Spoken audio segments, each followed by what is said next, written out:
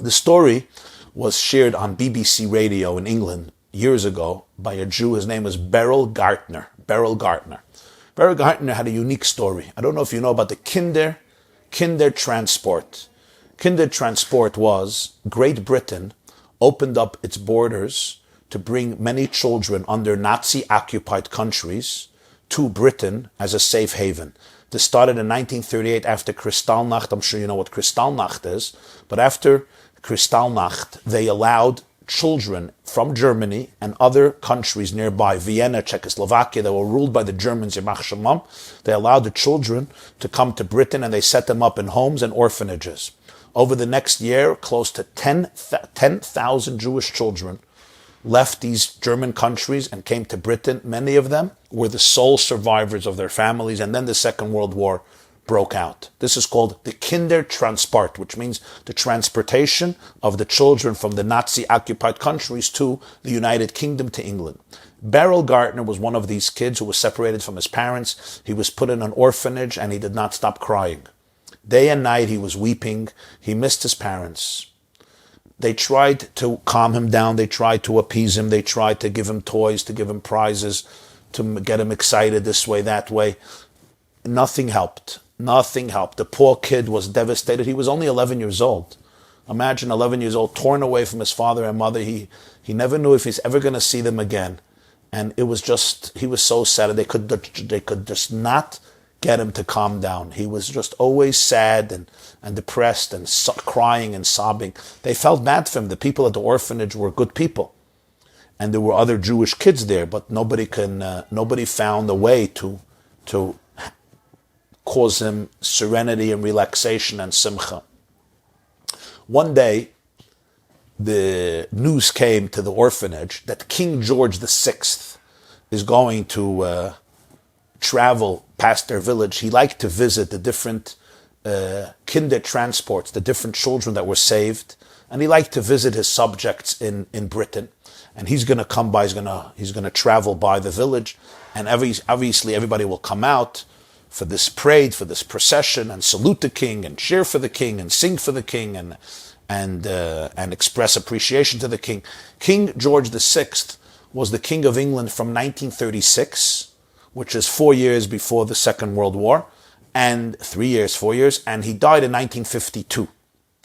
1952, that's why Queen Elizabeth has been a queen for very, very, very many, many years, because King George died in 52.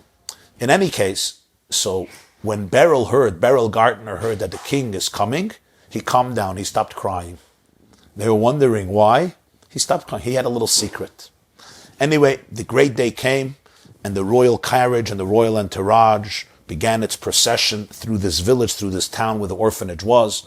And of course, everybody came out, the men and the women and the children and the orphanage. Everybody was out there cheering for the king, saluting the king, this great, illustrious, aristocratic and royal parade.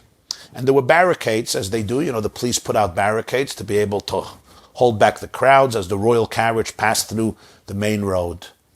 As the king passed by Beryl Gartner, this 11-year-old kid, he jumped through the barricades, unleashing his full power, not looking right, not looking left. He ran.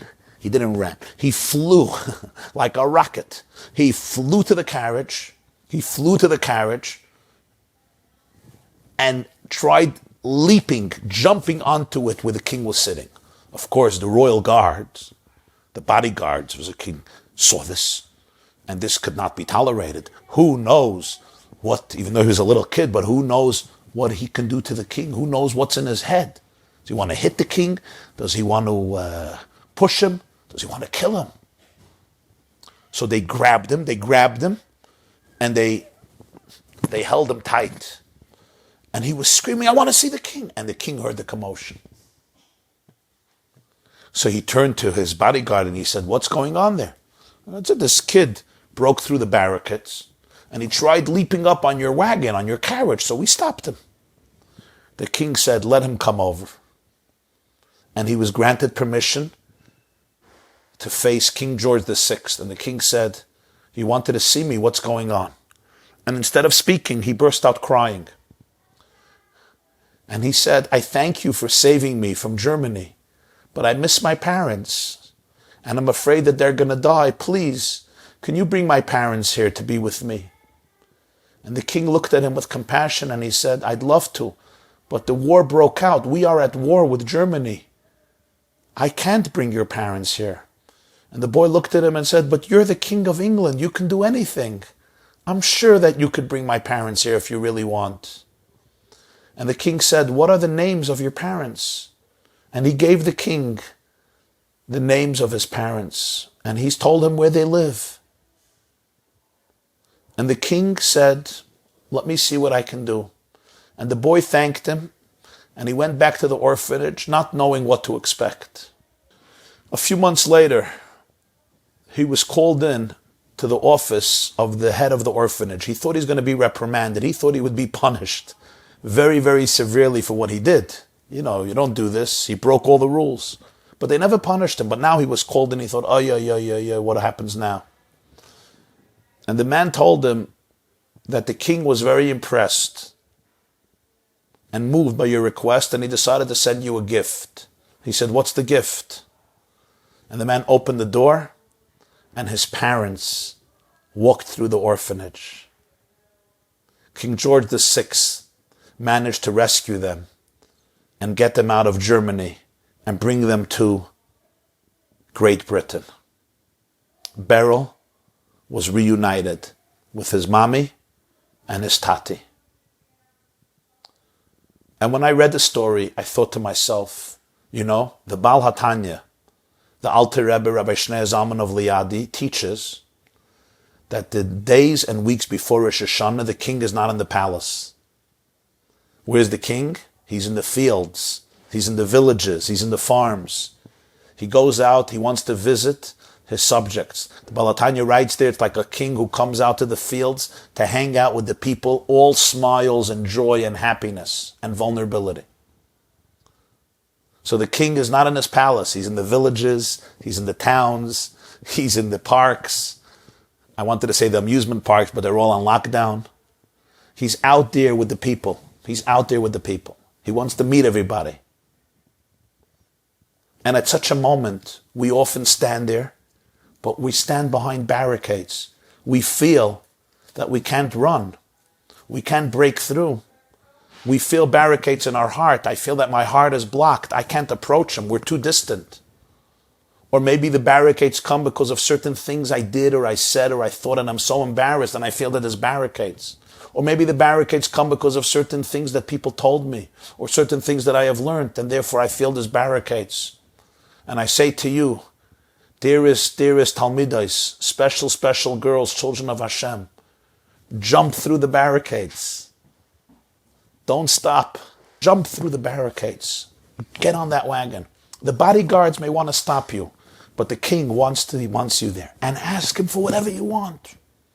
Ask him to be reunited with your deepest self and reunited with everything you want to be reunited. And don't be afraid.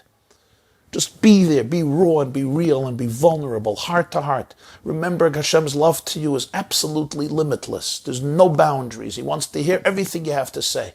And if there's barricades, look at the barricades and say, bye-bye barricades, leap forth this Rosh Hashanah onto the divine carriage. We say 4 times Ubechein in Shemona Esrei. And the 4th one comes from the Bechein in Megillas Esther, Ubechein Avay el HaMelech HaShaloi Chadas. Esther said sometimes you got to go to the king even if you're not called. You jump through the barricades, like Esther Hamalka. You jump through the barricades and you save the Jewish people. So I say to you, this Rosh Hashanah, jump through the barricades. Don't be afraid of any emotional, psychological, spiritual, social, intellectual, physical barricades. Jump through those barricades. Don't remain confined and imprisoned by barricades. You get onto that carriage without fear, without hesitancy. Not because you don't have fear, but because you're not dictated by your fear.